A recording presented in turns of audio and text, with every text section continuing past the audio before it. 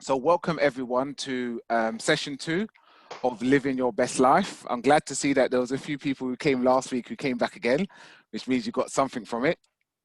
Today we're going to be looking at the 3 Ps that drive us. So for those who have joined this week, who wasn't here last week, very much I spoke about the reason and how this came about, but for me, this kind of webinar series is really to give us a chance to talk. You know, it's really important for us as human beings to talk, to discuss things, to explore things, because that's how greater learning happens. So the format for these workshops is that for the first 10 minutes or so, I will be going over some key tools that will create the topics, and then we will have a discussion afterwards on those areas that I have explored in the slides. So just in terms of edifying answers and what we aim to do is to unlock insight. And so, you know, with this webinar series, and in particular with the 3 Ps that we're going to be looking at today, is to give you more insight so that you can make more informed choices and make better decisions to make your life better going forwards. So just a quick recap over last week. So we looked at, you know, if we want to be free, if we want to start living our best life, we have to remove the mask, you know, and the mask may be useful in short periods in some situations, but when we live behind the mask, life becomes unmanageable. And we become someone that when we look in the mirror, we don't know who that individual is.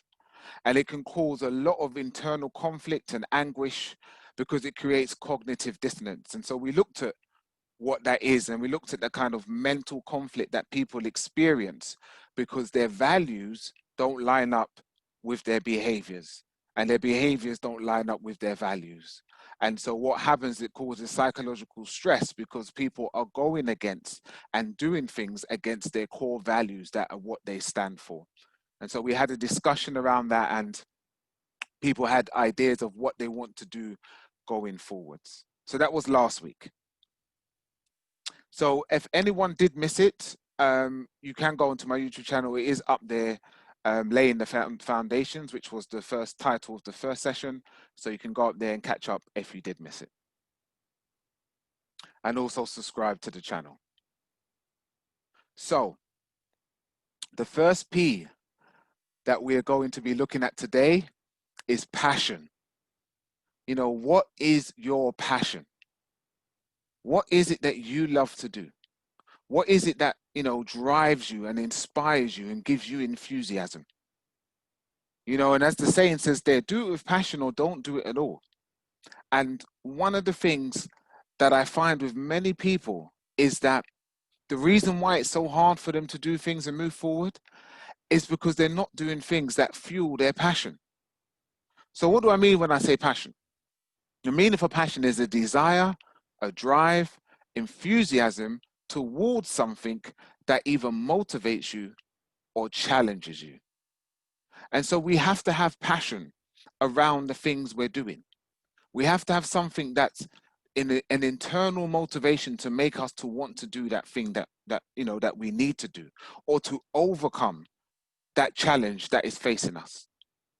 You see, the only way people will step out of their comfort zone into their stretch zone is when they have passion, is when there's something bigger than themselves that is fueling them and driving them and is giving them that desire to push past the pain until they receive the reward. And so our passion is so important. And so for each of us, we have to find our passion. What is your passion? What is it that you love to do? What is it that drives you? What is it that makes you, you know, be able to get up earlier or to continue to do for a longer period? What is it that even in the face of failure makes you not give up? Because those are the things that you should be putting your energy into. Those are the things that you should be putting at the front of your decision making. Because passion is a form of freedom. You see, when people who do a job that they're passionate about, it doesn't seem like work. When I'm putting together my material for my content and I'm doing my training, it doesn't seem like a job for me. It's my passion.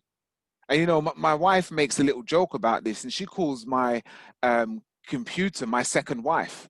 And that's because of my passion for what I do. So I'm always researching and looking at things and doing content. And so she sees that passion. And so when you have your passion towards something, it's like freedom for you, because you just do it because you love doing it. It's not a task. It's not a burden. It's not something that you loathe. It's something that you love doing. Find your passion. And another thing about passion, which is very important, is that it is your energy. So you have to use it wisely. And what do I mean by that? It's your energy. Well, if you're doing something you're passionate about, it comes very easy to you. And so when you find your passion and you start to walk in that and live in that, life becomes so much more meaningful. And so you can even use your passion to help you to do the things you don't want to do. So if there is something that you're passionate about, do that first thing in the morning, because the energy that it will give you can take you through to the rest of the day. And that's why it says your passion is energy. When you see people that are passionate about something, it's like they're electric. There's something about them that captivates you. It's because of their passion. So, if you don't know what it is yet, that's your first piece of homework, to begin to search and examine yourself to find out what your passion is. And once you do find out what it is, grab it and don't let go of it. So this is the first P that drives us. Now, the second one is purpose. So we all have to find our purpose in life. We all have to find that deeper, drive, that deeper determination, that deeper, thing that aligns us to the things of what we're doing. Your purpose is what is, it's like your sat nav. It's that thing that directs and guides you in the right way you should go. When you have purpose, you don't waste your time doing things that don't help you to fulfill your purpose. But when people don't know where they're going, they'll take any path and any route and do anything. So your purpose is what fuels your passion deep within. And it's something that aligns you with your values and your principles. So your purpose is deeper than your passion, but it's also what fuels your passion. And so the way how I like to give the analogy of it is this. So if you've got a phone charger, and most phone chargers, it's got like the base and then it's got the USB wire that you connect into it. Well, that wire is your passion. But what it fits into to go into the socket so that it can be powered is your purpose. And when we connect our passion into our purpose and plug it in, it's that which charges us. And it charges your values, and it charges your principles, and it charges your morals, and it charges your direction. And you see, human beings, I've said this before, human beings are like aeroplanes. 90% of the time, we're off course, and they constantly need the air controller to direct them back in the right path. Well, your purpose is your air controller that will direct you and align you with your values and your principles so you make the right decisions. Now, the interesting thing also about your purpose is what determines your why. And your why is what enables you to go the extra mile. Your why is what strengthens you when you're going through difficulties. Your why is which will push you out of your comfort zone. Your why is which will make you make decisions that in the short term may be difficult, but in the long term will be beneficial for you to achieve your greater goals and your higher calling. Your purpose also is something that helps you to understand the goals and the bite-sized smart objectives that you need to take. It's your purpose that makes you be able to do that. And you see, people who have no purpose have no plan. And if you have no plan, then you're just living life and whatever comes you deal with. But when you have purpose, you will make decisions that will not hinder you. When you have purpose, you will move in certain paths, and you will not associate with certain people because you know they don't align with your purpose. And so it's really key, and it's really important for you to find your purpose, to find your why. What is it that you love to do? What is it about you that drives you to go forward and do certain things? Because that's where your passion will be, and that's where living your best life will start from. And the final thing about your purpose is that once you have purpose, you can have vision. And I always say people don't need eyes to see, you need vision. And your vision is what will guide and direct you. They say without vision, people perish. And they perish because they just do any and anything. But when you have a purpose which creates your vision, then you can have a strategy. I want to get to X, Y, and Z. In order for me to do that, I need to set these type of smart goals. I'm not going to associate with these type of people. I'm not going to go to bed too late because I need the energy to do these things.